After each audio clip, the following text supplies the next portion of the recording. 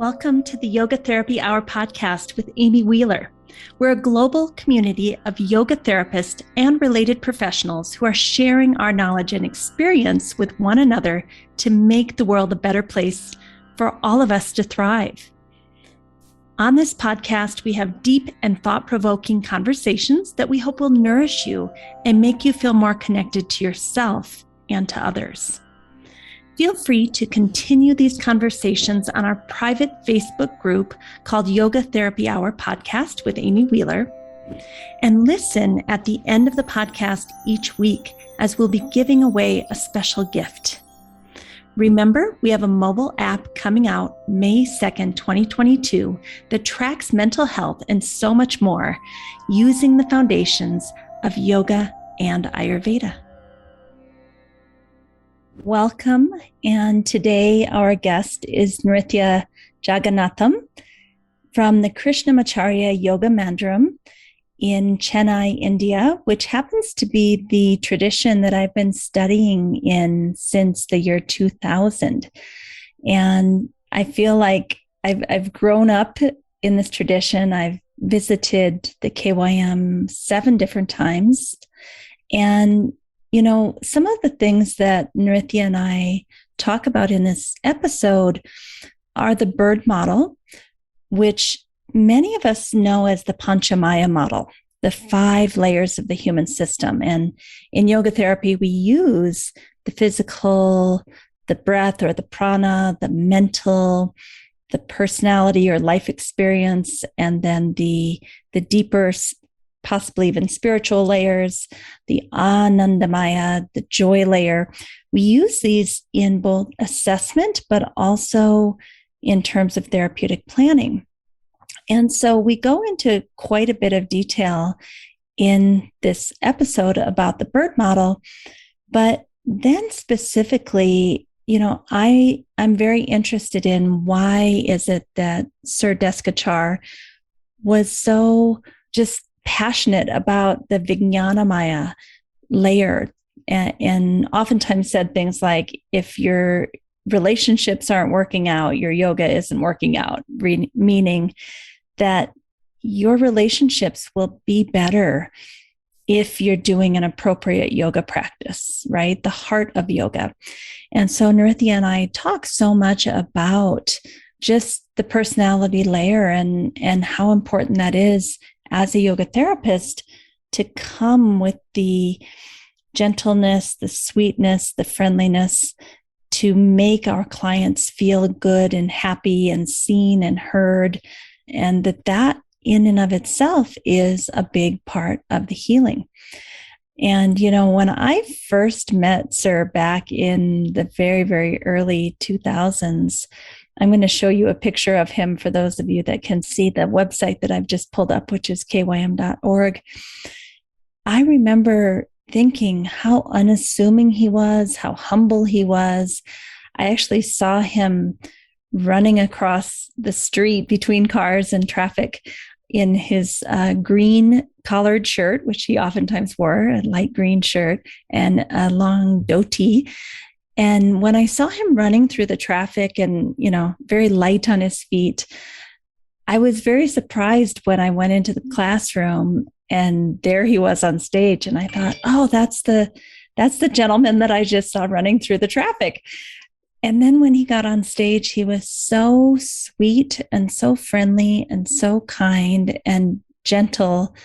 And I just thought, that's the kind of person I want to study with, right? So from the very, very beginning, that Vijnanamaya layer is what called to me. And it's actually what's kept me with the teachers at the KYM for 20 years now, more than 20 years, because I see that. I see that they are living their yoga, right?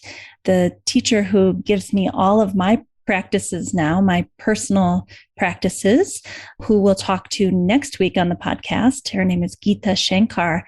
She studied under Desikachar for decades. And I have a picture of her up here too on the website. But I look forward to our meetings because I feel so good and so happy each and every time that I spend an hour with her, which is a couple of times a month. And that sweetness just carries me through the rest of my week. So I don't think we can underestimate the personality layer, the Vijnana Maya layer. And we talk a lot about that. And then we also get into pranayama and what it is that Sir and Krishnamacharya brought to yoga therapy around pranayama expressing itself in so many different ways that really is very, very unique to the tradition and therefore has become kind of a hallmark for yoga therapy in general. So I hope you enjoy this episode. I really love listening to Nrithya, and I think you'll see her brilliance. So enjoy.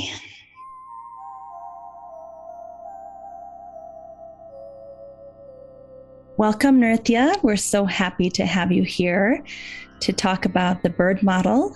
And would you mind if we started with a prayer together today? Certainly.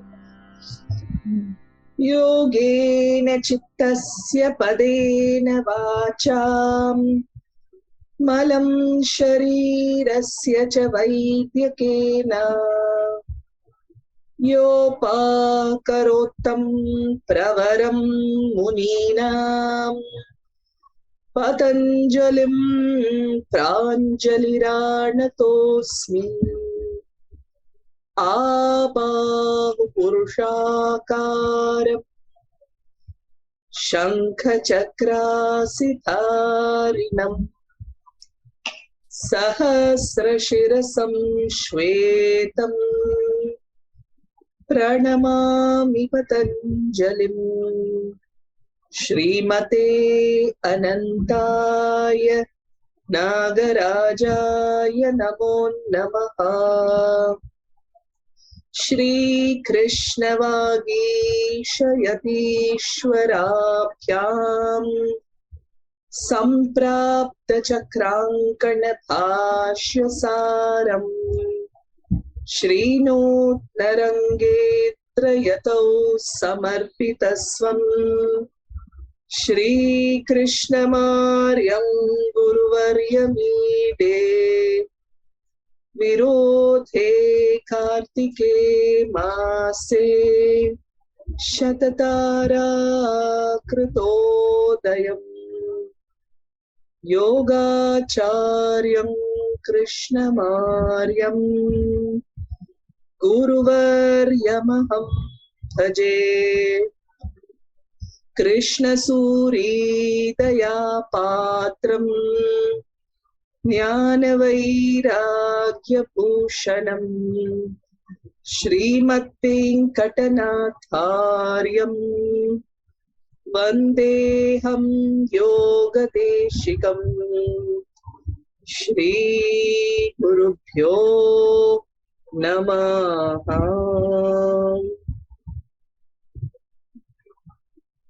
Thank you for Nrithya. And I think, not all of our listeners are from the Krishnamacharya tradition, which you were just chanting to both Krishnamacharya and also the new chant for Desikachar, TKV Desikachar.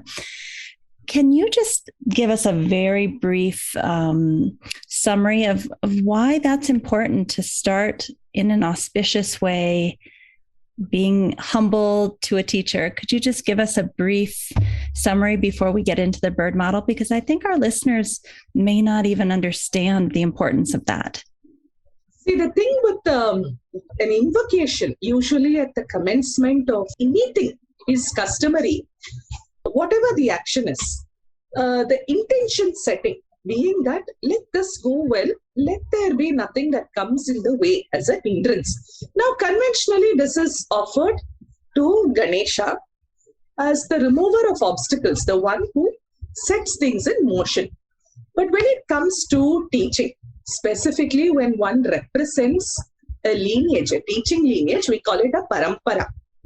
Then we stand in front of the student, not in any individual capacity, but as a representative of a tradition that has survived a very long time. And it is a matter of connection, primarily in many ways that invocation, specifically the ones we do in the tradition of Keval, the first is a chant addressed to Patanjali, whose Yoga Sutra till today remains undisputed with regard to the single most important text on yoga that every student, teacher, and I would say pretty much everyone must study. Even if one doesn't practice yoga, for the insights it brings about the mind. And therefore Patanjali, and then Krishnamacharya, the Acharya who brings this teaching to us, followed by Desikachar. And so literally there is this idea that, where we stand, we are standing on the steps that have been created by the teachers of the past. If they hadn't given us those steps because of their knowledge, then where would we stand? We have no wherewithal to stand with any sort of authority. And so the purpose of the chant is first of all to connect, to offer gratitude, and to seek the support of the Guru Parampara or the Jnana Parampara, the lineage of knowledge that stands behind us. At the same time, the purpose of the chant is also to bring in an attitude of arrogance, especially when it comes to disciplines like yoga. There can be the germ of arrogance also. I know so much, or I've been doing so much. And in that moment where we connect to the teachers who came before, is an acknowledgement that I am one more link on a longer chain. Therefore, let me approach this with humility, with a certain responsibility, because I cannot in any fashion behave in a manner that will bring disrepute to the lineage more than anything. And so with that commitment, one takes the next step. This is the primary reason behind the chanting and invocation, especially to the teachers. Thank you for telling us that. I think people have a lot of different ideas about what that means. Am I giving away my sovereignty? Am I, kind of a drone that's just going to be in a cult? And I just want people to understand that it's an act, as you said, of connection, of humility, of understanding that it's not about me. It's about the teachings coming through. And also, I think with truly great teachers is that there is no curtailing of another's ability to communicate or teach. I think across the world, we have so many who are taught by Desikachar or who are direct students of Krishnamacharya. They're definitely not clones of each other. They have very, very unique teaching styles. And that is natural. A good teacher will encourage them. But then it is the job of a good student to also bring honor to the teacher, to the tradition. And so that responsibility flows both ways. Well, and next week, we're going to be talking to Gita Shankar about the teacher-student relationships. So we'll get a lot more on that. But let's get into our topic of the day, which I'm so thrilled that you agreed to come and talk about. What we call the bird model, but what most people call the Pancha Maya model, the 5 layers from the Taittiriya Upanishads. So, the first thing I want to ask you is, how did this become such a popular model for yoga therapy?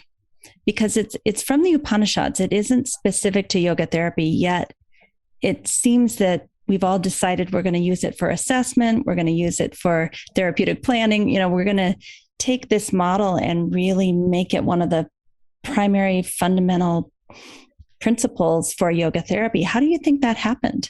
See, very honestly, I don't know. I mean, there are references. You see references in Puranas to how certain aspects of yoga can be adapted for therapeutic purposes. That's very clear. In fact, when it comes to Pranayama, you have these references. But specifically, yoga chikitsa as such as a discipline seems to have evolved over time. Krishnamacharya is one of the pioneers. Now, when you come to the model per se, yes, Pancha Maya, also known as Pancha Maya Kosha, Pancha Kosha model, is presented primarily as an Upanishadic model to counter the notion that I am the body. Primarily that, because this is the thrust area of the Upanishads, is to realize one's nature, which is not of the material world. It is that which is not Prakriti. By coming up with this multi-dimensional structure of the human entity, body, breath, mind, a deeper, more reflective intellectual capacity that determines your personality and your core nature. What the model per se tries to do is to say that this is Brahman. Yes, my body, the body that I have been given, is an aspect of Brahman, but it is not equal to Brahman. The Brahman is not only the body, it is the body, but it is more. In this manner, in a way of using the what we call a prakriya, it's basically a counter thought that is generated to help us understand another thought. And so little by little, that identification, first you look at everything with value. So yes, this body is special. It serves the needs of me realizing my true nature, but this body is not entirely equal to Brahman. There is something more. In this manner, we are led layer by layer till the Anandamaya, which is our innermost dimension, closest to the Purusha. Through this process, you realize that within these 5 dimensions is that which is imperishable, Satyam, Jnanam, Anantam. That which is eternally true, that which is eternally the nature of knowledge, that which is infinite. Where is this? That is inside. Now, this is the approach. But when it comes to application, I must say, in my understanding, I have not seen it personally used in any other tradition outside the KVM to the extent that we do. In most yoga training, definitely, there is some little emphasis on the Pancha Maya. Very broadly, this is how I have seen it even in many of the reference materials for currently the courses that are being run. You have the yoga training course, yoga wellness instructor, yoga therapist course, a number of courses that are being announced under the Ayush ministry.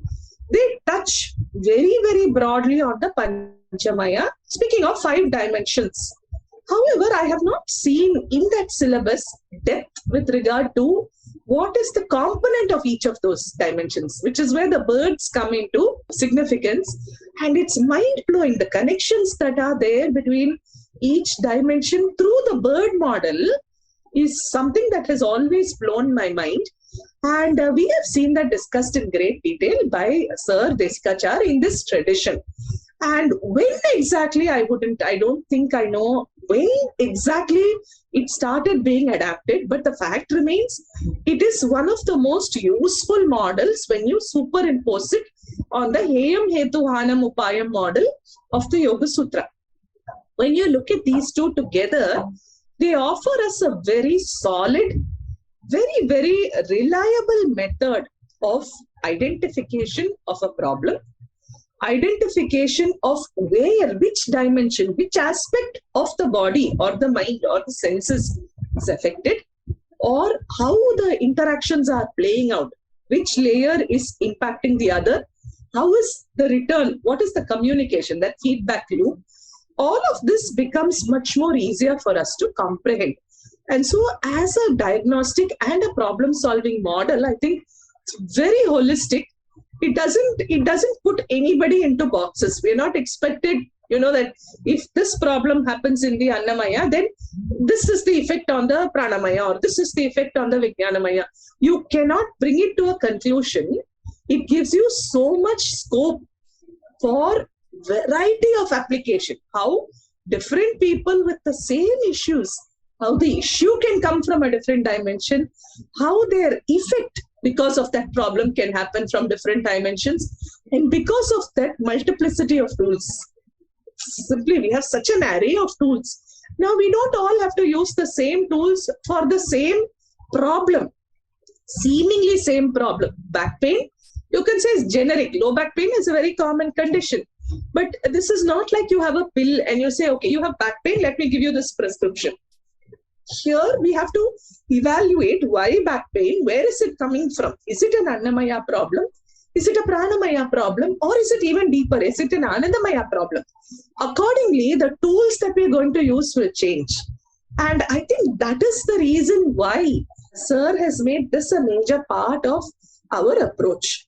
And I would say that while I think all of us as yoga therapists do study the model in detail, in terms of our actual work, I think there is some level of integration where it's not like we're holding the model in front of us and saying, okay, this is it, and then this is how you match. I think it's a process that is so deeply ingrained that it is almost intuitive and happens spontaneously for us to be able to see that, okay, this is where the problem is. Let me try to address it using an Anandamaya tool or a Vijnanamaya tool and see where it goes. So at some level, I think with practice, it becomes so very intuitive and instinctive. That is how it applies.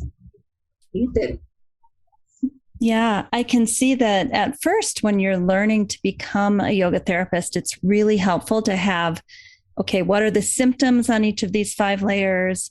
What might be the causes? It gives your brain something to lock down onto. But as you go along, we can't get stuck on the model then, right? Then we let go of the model. And as you said, it's kind of an intuitive flow that happens. That's true of any model, because after a point, you will have to rely on your deepest instinct. And Sir has always told us, how do you develop that? It is through your practice. You have to be rooted in your personal practice. When you are, then automatically there is a part of you that will connect.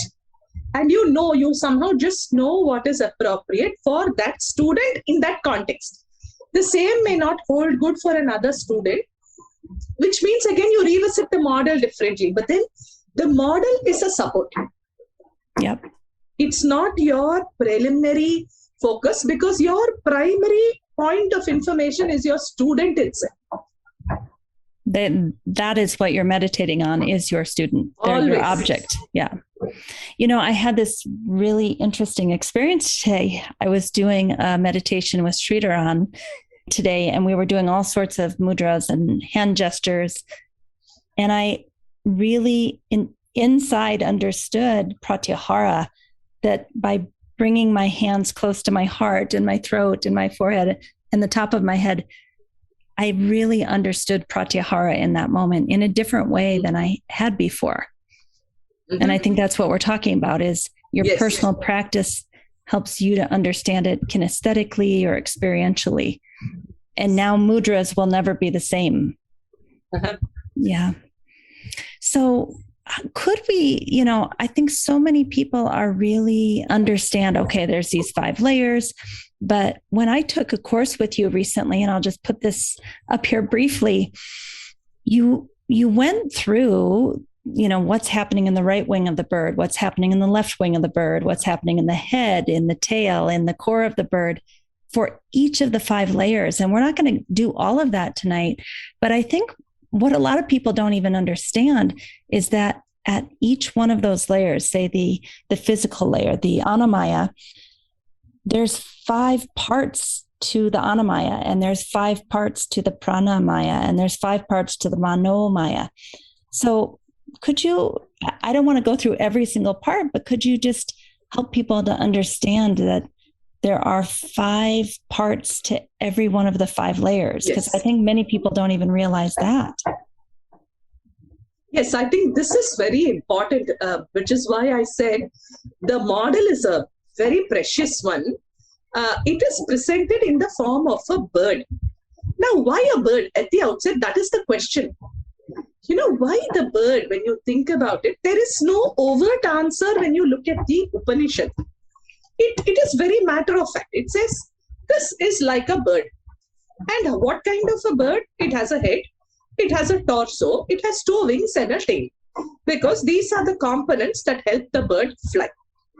Now, why the bird is something that we can reflect about, perhaps as a motive of freedom, of liberation, of not being bound.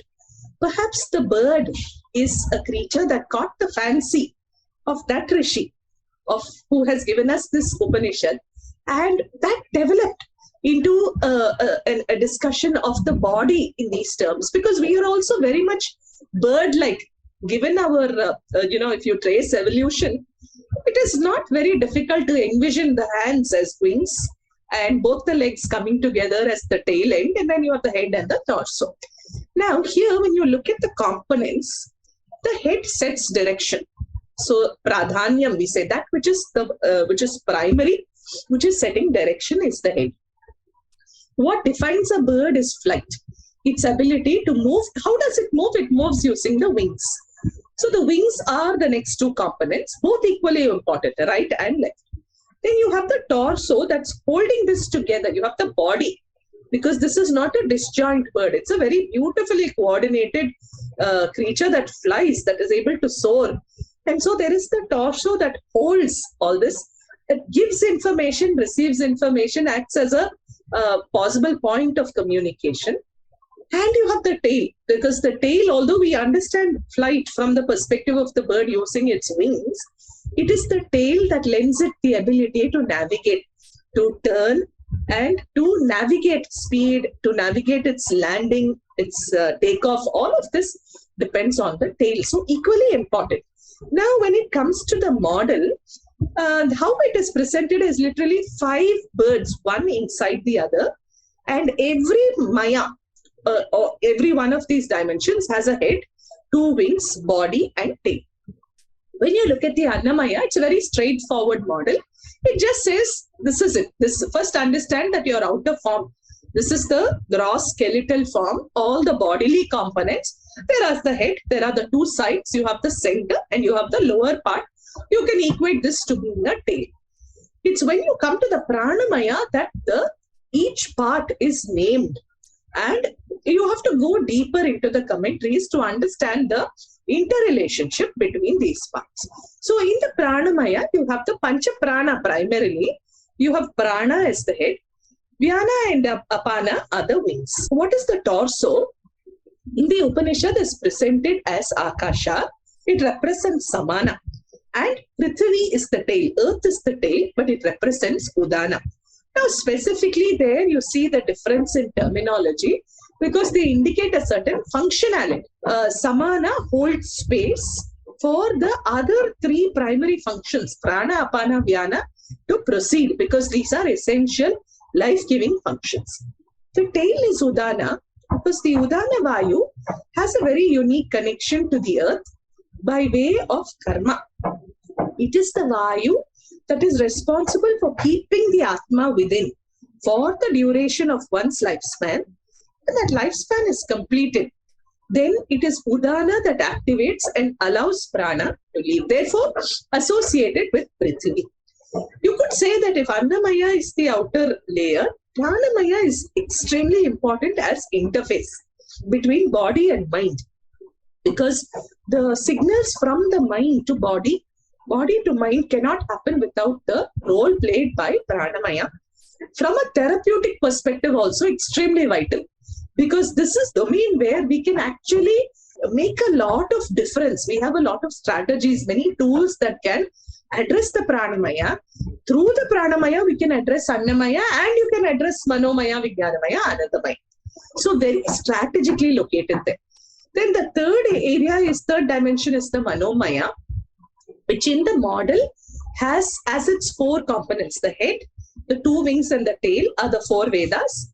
And the center is Adesha. Adesha, you could say very broadly instructions. In the context of the birds itself, it is the instructions from the Brahmana portion of the Vedas which speak about ritual performance. Now, why the Vedas there? Because it is an Upanishadic model. But what do they represent? They represent the mental capacity for receiving, processing, holding various kinds of input. This input is coming from the senses and this is your base, your knowledge base for us to function, to perform any task in the world.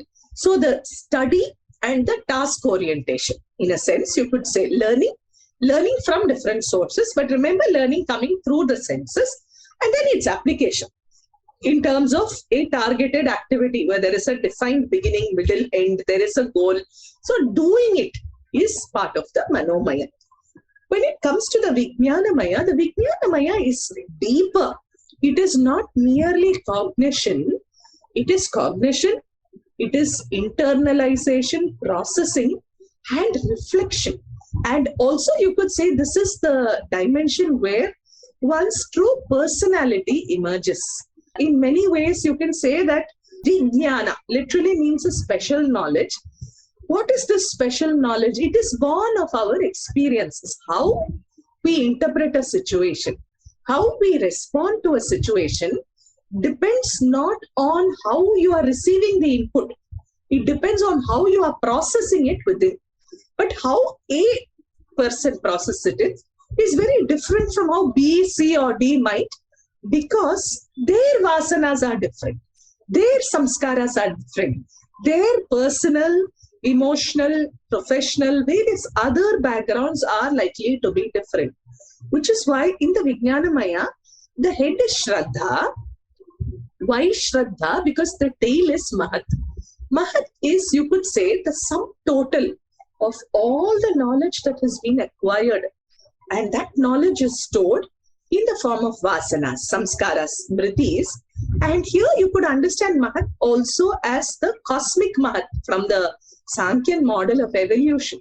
Literally, the totality of all lived experiences stored deep within as a form of knowledge that needs to be acted upon. These are our subliminal impressions. Now, these can be of different kinds. There can be certain positive and negative vasanas. Now, what of those vasanas are going to surface? How am I going to, let the vasanas guide my choices in the present? For all of this, that one requires Shraddha. And that ability to choose wisely, to choose with sincerity, to not waver from clarity. This is why Shraddha is the head, Mahat is the tail. The wings are Ritham and Satyam. Ritham is our ability to understand truth as is, an unadulterated, unvarnished, eternal truth. That is Ritham. It doesn't change. You could say it is the truth of the cosmos itself. Satyam is how I am able to communicate that truth. I have understood that truth in some way. My ability to communicate that truth appropriately, but it is in alignment with Ritham. It is not a separate truth. It is not a fabrication. It is true, but communicated through the lens of my personality. So Ritham and Satyam become the wings, and Yoga, Atma. Here, Yoga represents that capacity for contemplative reflection, Dhyanam, and the outcome of Dhyana is the clarity, insight, and clarity that comes through the experience becomes the crux of the bird. So it is a deeper aspect, and this shows multiple shades of our personality and how we are likely to respond to different triggers. Deeper still is the Anandamaya, which you could say is our innermost nature. This is our the closest to the Purusha, the self that is within. The word Ananda itself means delight. Everything in this world is for delight. The wings here, in fact, when you come to the terminology, they're very close. The head is Priyam, the wings are Moda and Pramoda, the Atma is Ananda, and the tail is Brahman. Now, Priyam, Modam, Pramodam are nothing but degrees of joy, progressively aggregating degrees of joy. When something that really pleases you, the thought of that, as it comes closer, how your joy grows. And when there is a total merging with what has given you that feeling of joy, even more delight. But what holds this experience together is Ananda. Ananda is delight, unalloyed delight. The tail is Brahman. Where are all these experiences coming from? They are coming because of the presence of the Brahman in the Atma within us. Now, Anandamaya is very important from a therapy perspective because it marks our true nature, the closest aspect of the mind to the truest nature, which is Sattva, the state of Sattva dominance. But when the Sattva is shaken, when we suffer, it is the Anandamaya that is deeply affected. And that is where trauma also sits. Trauma, the source of trauma sits deep in the Anandamaya. It manifests in the Vijnanamaya through samskaras, through various patterns, protective mechanisms, and so on. Working at the Anandamaya level is not easy. It's very difficult because we build up walls of protection. And also you see that this is where we retreat to. In times of great distress, we try to find that safe space that is within us. Very often we see that when people undergo trauma of some kind or you're reliving trauma, there is a tendency to return to a fetal-like position, curled up. Why? Because somewhere intuitively you feel that that only safe zone is within, it's not outside. So there is a necessity to move inwards, which is the Anandamaya. But this is at its negative end when you speak of trauma. The extreme other end of the spectrum is simply delight. There is delight in everything. There's delight in waking up, delight in eating, delight in talking, sleeping. There's nothing that is to be rejected because these are all experiences of Ananda. But that is the state of mind of a yogi, of someone who has learned that Sukham and Dukkham are part of life. They are going to be here. What can you do? You can endure.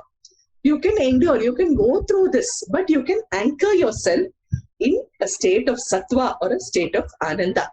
To come there is very difficult, but then it acts as a guideline for, can I look therefore for little places, little points where you can penetrate into the Anandamaya and see if some measure of solace can be given. Now, when you see that there is so much of complexity in the structure of the 5 dimensions, immediately your attention is called also to the multiplicity of tools. So we know that in asana, you can use, in Annamaya, asana becomes an immediate tool, and the variety of ways in which we use asana. Pranayama is the tool for the Prana Maya, because in Pranayama, we are relying on the breath. When it comes to the Manomaya, remember it is cognitive, and therefore a tool such as chanting, Nyasam, can do a lot to bring attention, to fix your attention, and for us to be very task-oriented with a lot of clarity and precision.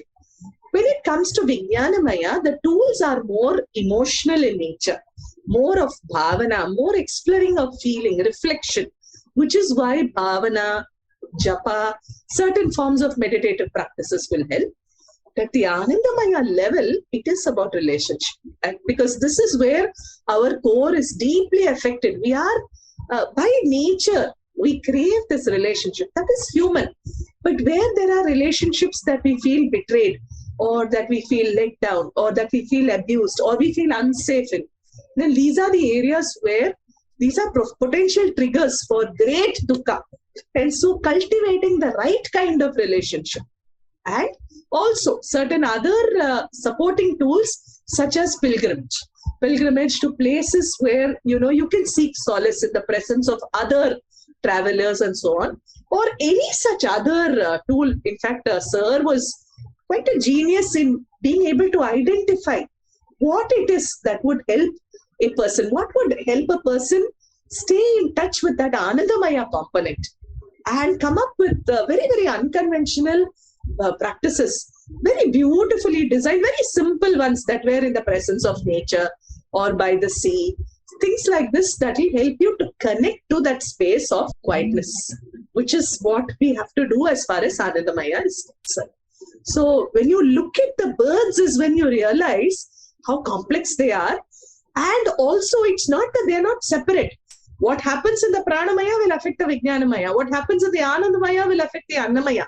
And so they're constantly, there is this back and forth that's happening, which if you are very cognizant with that model, you can instantly identify in your care seeker. So that's the reason for this, using the model in our work. Beautiful review. And I do think you'll probably be teaching that.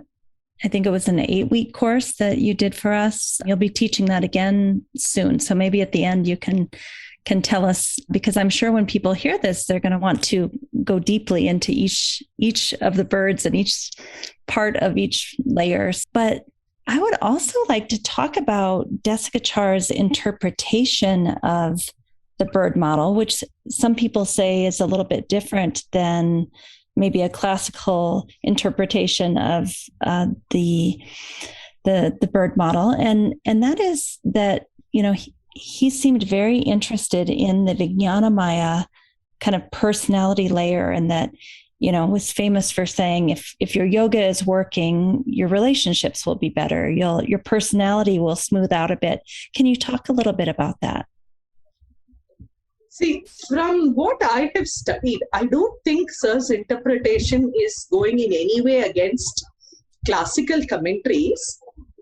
When we say classical commentaries, we must remember that the Pancha Maya model per se is not a yogic model. It is an Upanishadic model, and its purpose is very different. In its Upanishadic context, it serves a very different purpose.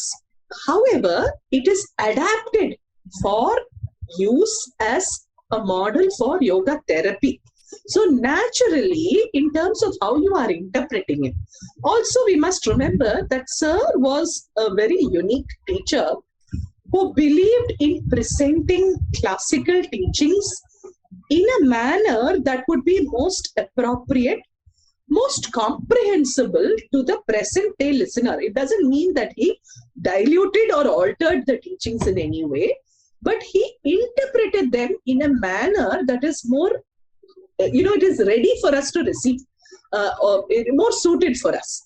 So in that sense, if you are comparing with, say, a Shankara's commentary or a Shaina's commentary, then Sir's interpretation might seem a little simple, but there is no clash at all.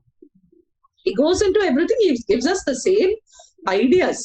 But we must remember the context. It is taken out of its Upanishadic context, and the idea is applied in the context of yoga therapy. So therein lies the difference. But yes, as you say, a lot of what Sir taught us with regard to therapy, because see, the certain tools are very obvious. Annamaya, Pranamaya, to a large extent, we know the tools that are at our disposal, asana, pranayama, and so on. But very often, when we are working with our care seekers, the trouble, the illnesses or the problems that they come with are not on one dimension. They are very often very complex, multi-layered issues, multiple issues, and multiple causes. So we are not dealing, in most cases, it's never just a back pain or just diabetes. It is always back pain with something else, possibly hypertension, lot of stress, sleeplessness, obesity, and there is no way to judge how things are going to mix up in the care seeker. Which is why that Vijnanamaya aspect and the Anandamaya was what Sir emphasized a lot.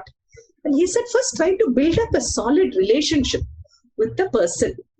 Yes, sometimes it's hard because people build up walls. We build up barriers as defense. And it's very hard to penetrate. In which case we can work at a peripheral level. You work with asana. You work with pranayama.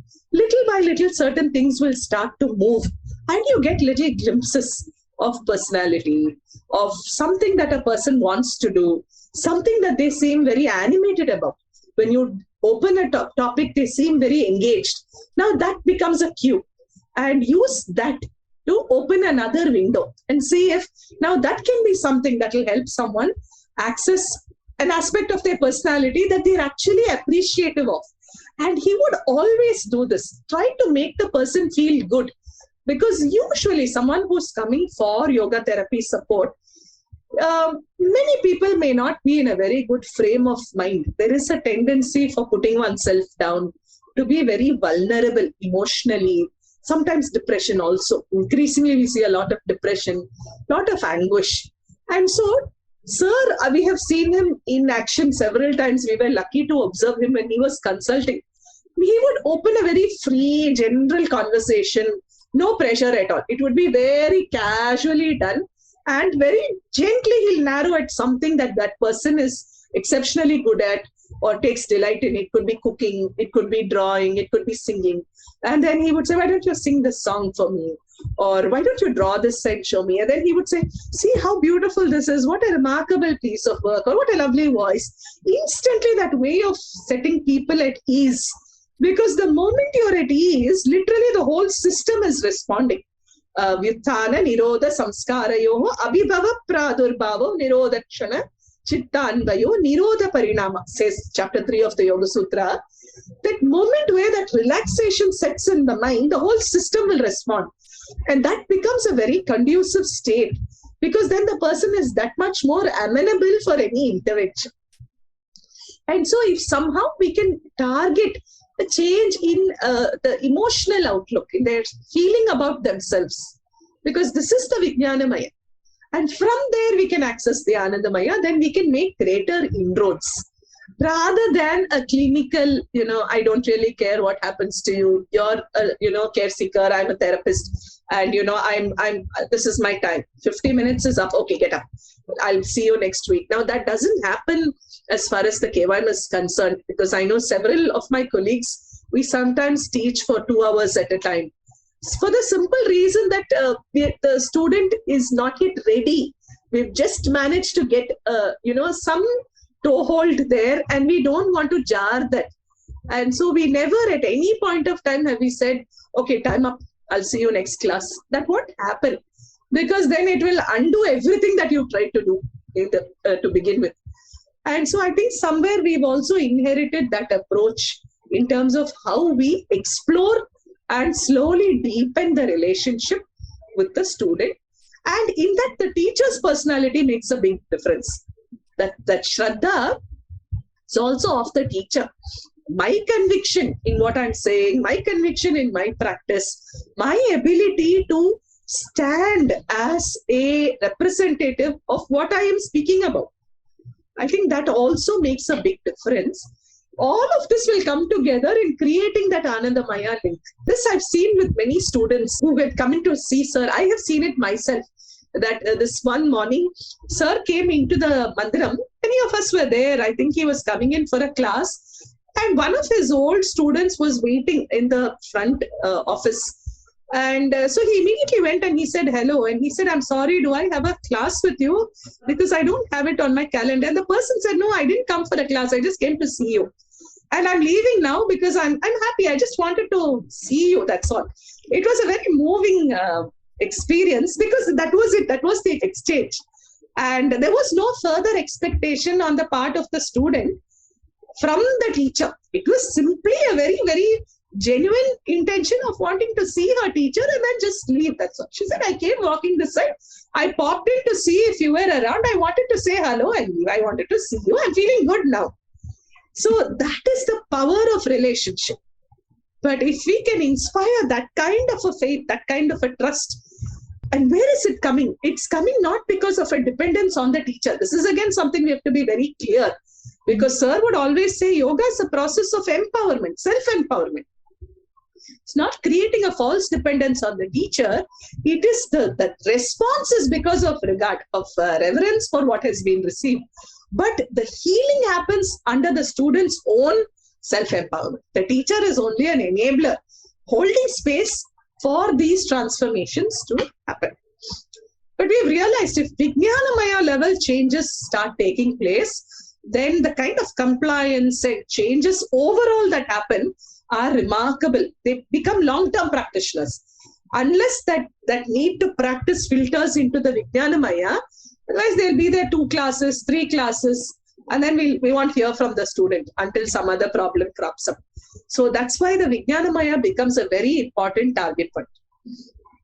It's so interesting, because as we teachers, yoga therapists, through our own practice and through our own connection with our teachers and our studies, we, I think, naturally have more sweetness, more sukha, more kind of maitri, karuna, friendliness. And that's what I really, since the early 2000s, when I started coming to the KYM, that's what kept me coming back, was that sweetness, that kindness, that the personalities of the people that I want to study with. Right. And then through that, hopefully I can start to pass that on to the people who study with me. Yes. Yeah.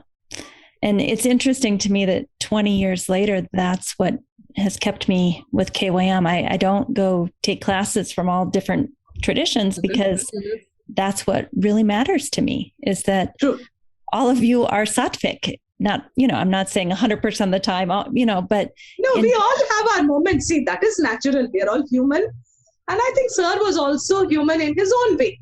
I mean, I'm not putting him on a God pedestal or anything, but there was much to learn. He was a remarkable teacher, remarkable source of inspiration. Yes, we all have our moments. We have our idiosyncrasies, but we work through that. Yeah. And I think that is also something that's very special, that holds the teachers of the KYM together. Because we are connected by our link to Sir over and above everything. It is that. that he impacted the lives of many people, not in the same way. He had a very unique relationship, which is again a purely Vijnanamaya, Anandamaya connection.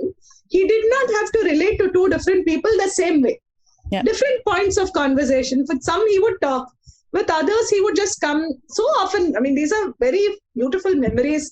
As you're teaching, he'll come inside, he'll open the door, he'll have this sugar candy in his pocket. He'll say, Nrithya, ma, and he'll give you one candy, and then he'll say, okay, ma, and he'll walk out. But that was those small moments, that's all. He didn't have to have a long conversation or anything. But when there was a need, he would always respond. And I think these are the things that we have integrated. If we have not integrated, then it's a shame. But I think this is what holds us together, because this is the legacy left behind by Sir in terms of his work, that creating that relationship, creating connection, I think was the heart of his yoga. And that is truly the heart of the Keva.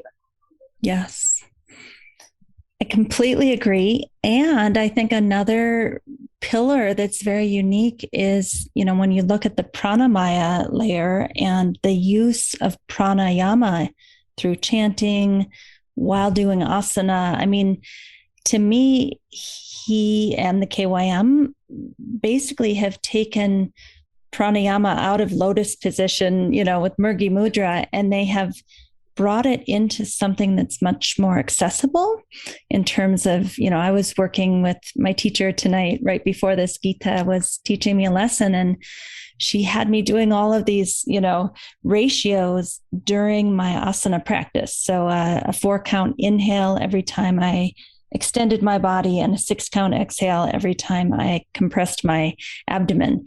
So can you talk just for a few minutes about the importance of pranayama and how Sir weaved it in so many different ways to get the prana to flow in the body, which of course creates healing? Yes. See, the one thing that I think we all agree when you are within the Krishnamacharya tradition is that there is no asana without breath work. Whether we call it pranayama or not is secondary. See, because if you're being very, very conventional, then pranayama is not this. Pranayama is at the highest level, kevala kumbhaka, the total complete cessation of the prana vrittis, where the prana is suspended within. That is the highest level. But now by convention, we see that any breathing technique is known as pranayama. Nevertheless, a number of important thrust areas where this awareness of and regulation of breath has been woven into the work. The first is the link between breath and movement. This is, I think, one of the first things that is drilled into us as trainees, as trainee teachers and therapists, is that there is no question of movement without breath. That it is always breaths that support. So you start the breath, start the movement. Finish the movement, finish the breath. The movement has to be cushioned within the breath, literally, to avoid injury. At the same time, to bring attention. Your mind has to be present, and the breath becomes the vehicle of this. Then, of course, the various other principles with regard to what movement do you inhale. Expansive movements, you inhale. Contractive movements, you exhale. In twisting, you exhale. In untwisting, you inhale. These are again fundamental principles. The pause. Inhale, pause, exhale, pause. Deliberate pause to bring again attention. So you see at an asana level, all of these are woven. Ujjayi breathing. Of course, in therapy, depending on the capacity of the student, we may not insist on everything immediately. We will lead them to it. But for a teacher trainee or a therapist trainee, then this becomes mandated. You have to do this. Now, already you see that within asana, one layer is added. Then there is immense scope when you look at the multiple ways in which breath can be used. Simply using kala, the idea of ratios. You can have equal exhale. You can have free inhale, free exhale. You can have equal inhale, equal exhale. You can lengthen exhale. You can lengthen only inhale. You can lengthen both. Then you can introduce a hold component. Once with that hold component, then you have an entire array of ratios. You have the samavritti ratios. You have any number of vishamavritti ratios. So many different ways of altering the experience of the same practice itself. And this is an experiment I've very often tried when I teach application of yoga, is to give one practice, just one asana practice. I won't change the practice. It could be any basic practice. It could be a Tadasana, Pashottanasana, Virabhadrasana, Uttanasana, maybe a Vajrasana, Chakravakasana sequence. 4-5 postures, rest. Do it with different types of breathing. Keep changing the ratio. Sometimes give it an inhale focused ratio. Sometimes exhale focused. Sometimes focus only on the hold. When you keep changing it, observe the experience that you have without changing the movement. And there is so much learning in that. And in my experience, again, I must say that like you, I don't think many of us in the KVM, once we've reached our destination, we haven't had a need to go anywhere else.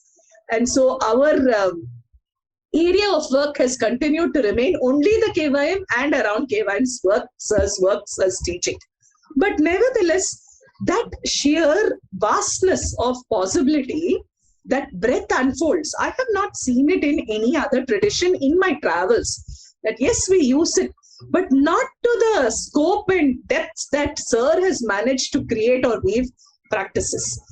Thirdly is the use of chanting. Very, very subtle way of bringing in the prana component, especially to beginners in therapy, because we understand, see, now there is a lot of support from Western medical science, which proves the idea of the polyvagal theory, the importance of stimulation of the vagus nerve. All of this is now understood, why the vagus nerve plays such an important role in the parasympathetic nervous activity, why rest and digest is important for the body to heal.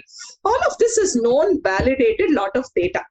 Now, in the times that Sir is also working, Krishnamacharya Sir, evolving their approaches, I honestly don't know if they had a term for these things in terms of medical science, but you have a Yoga Sutra reference, Prachardana Vidharanabhyam Va Pranasya, where you focus on the exhale and the hold after the exhale. That can become a pathway towards pacification of the mind. Now, with that as the agama, you see how beautifully chanting is brought into the scope of practice. Very simply, because if you're trying to teach someone to breathe, now the average person may not be very aware of breath dynamics, what's happening in the chest, what happens in the stomach, what's happening to my diaphragm is not common knowledge. And most people might also be very rattled if you give them too much information. So in general, I think we all lose that ability to pay attention to our breath because it's something you take for granted. Unless you're suffering with breathlessness, you're not going to pay attention to the breath. So when you get someone to breathe, you say, okay, now observe your breath and you inhale and you exhale. You notice, okay, maybe the exhale is 4 counts or 3 counts. Using a simple chant, inhale, ma. So you chant, and as you chant, you breathe out. You will find a lengthening of at least 2 times to 3 times in just the exhale function when you use a simple open sound. It doesn't have to be anything complex. But when that exhale function is triggered, over a period of time, you can also work on inhalation and then through this on the hold. And so that again becomes a very, very effective way of lengthening breath without even knowing it. And we find that it has a very calming effect in terms of the care seeker. Because you tell them, okay, inhale, you have to do this. Exhale, you have to do this. Expand your chest, contract your abdomen. Sometimes too many instructions and they get very puzzled and they get confused, may not understand what has to be done. Rather, you say, okay, raise your arms. And then as you lower it, you just say ma. So one instruction at a time.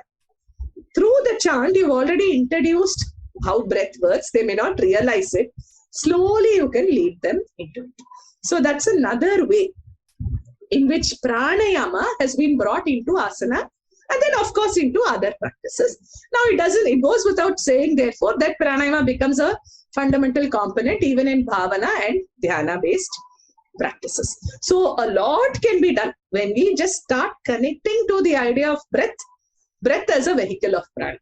And therefore how using breath can alter many things. This is again, although we know it, there was a reiteration of this learning I think in the last 2 years, as we've been working more and more with post-COVID, long haul COVID symptoms, we are finding the role of prana very, very significantly, specifically in dealing with fatigue, in dealing with mental fogging that happens post-COVID.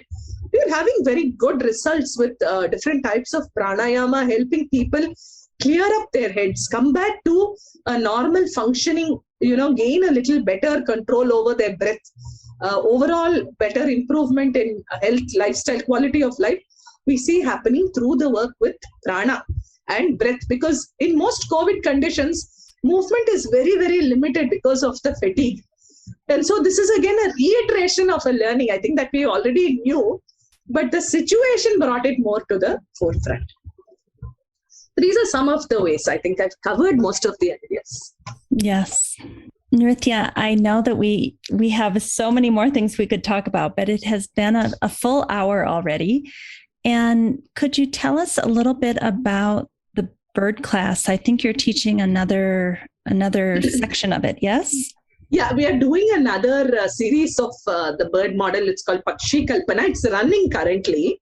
We've done, I think, 4-5 sessions. The preliminary sessions are over. It's planned to be a 10-15 hour program. But in case someone is interested, you're welcome to sign up, because the videos will be made accessible. With a little bit of a gap, you will receive access to content and the videos. So that is an option that is open. People are welcome to join at any point. And how would they go about? Would they email the KYM? Yes, you email the KYM. You can write to registration at kym.org or webinar at kym.org. And if you are interested, we will take it further from the back end. I will pass on the information. If someone's interested, you're welcome to join at any point and then catch up with the videos as and when we start sending them to you. Perfect. And anytime we would like to look at the variety of classes that are offered, we can go to kym.org, and yes, all of them are listed. And yes, we have all our listings. I think you see me maybe 3 or 4 mornings a week. So I just, I am so It's always a pleasure. I am so happy that it's being offered online. It's really remarkable, life changing. So life changes, and I think for us from the KYM perspective, this has been the only way we can stay connected. Given that none of our students are able to visit, we are still not open for group classes.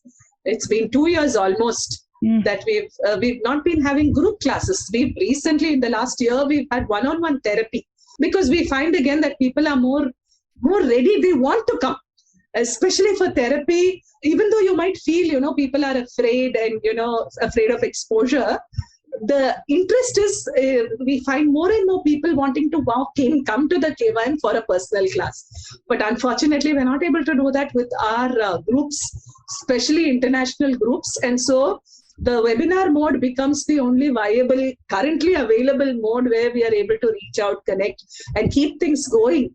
And so I think now we are in an age of a new Atha. I think we're going to have to adapt to this and make hybrid courses possible. In fact, that's what we've been doing. Our latest teacher training is hybrid. So it's like 6 months online and then a 10-day intensive at the KY. So we're trying to, come up with different ways where we still maintain that personal connection without making everything, just delivered online, which is also why, to the extent possible, we try to give you live classes so that at least there is a feeling that you're listening to the teacher live. Because I know there are some institutes that offer asynchronous learning with pre-recorded videos, which we can do. I mean, if there is a need, we are welcome to. We are ready to share videos, but at least give that feeling of a connect through the live webinars. So I think going ahead, we are looking at this hybrid mix of both online, offline, wherever possible, and also one-on-one. We offer a lot of one-on-one options in any subject. Both online and in person. Both offline and online, depending on what the person wants to study. It could be theory, it could be philosophy, it could be yoga literature, it could be practice, whatever it is. We're offering all of this one-on-one as well. Well, thank you so much. And as I told you when we were beginning, I'll probably see you in about 10 hours or so for my morning class. I'm going to bed. All right. Good night. It's always Yeah. a pleasure, Annie. All right. We'll talk soon. Thank you and good night. Thank you for listening to this episode with Nrithya from the Krishnamacharya Yoga Mandiram. And, one thing I wanted to say before we end today is that you can find all of the current classes being offered online at the KYM website, which is www.kym.org. And you can also contribute to their Mitra outreach, community outreach. We at Optimal State Yoga Therapy School, we feel strongly that we need to give back and support the KYM Mitra. So you could look in the show notes and donate through the link that we offer, and then we transfer that money to them, which sometimes will save you the bank transfer fee. If I send over 100% of the proceeds through, one bank transfer, we just have to pay it once instead of every person having to figure out a bank transfer. And many of you may not realize this, but just in the last couple of months, India has become very specific about how international funds are being given, especially through charity, into the country.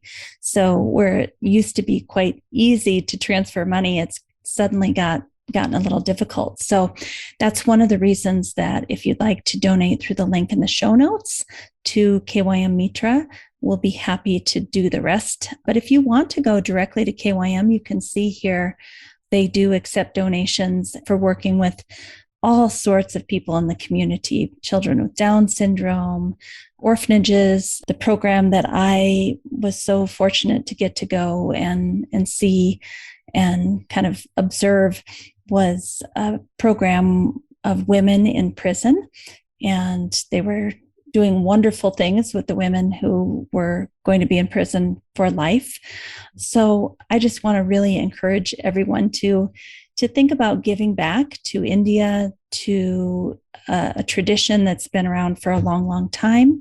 And there's other ones too. There's many wonderful traditions that I know of in South India, but this just happens to be the one that has really touched my heart and I felt connected to for so many years.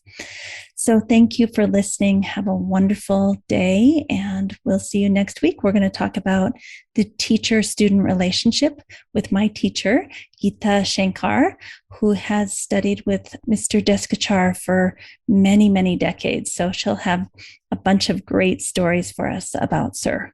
All right, have a great week.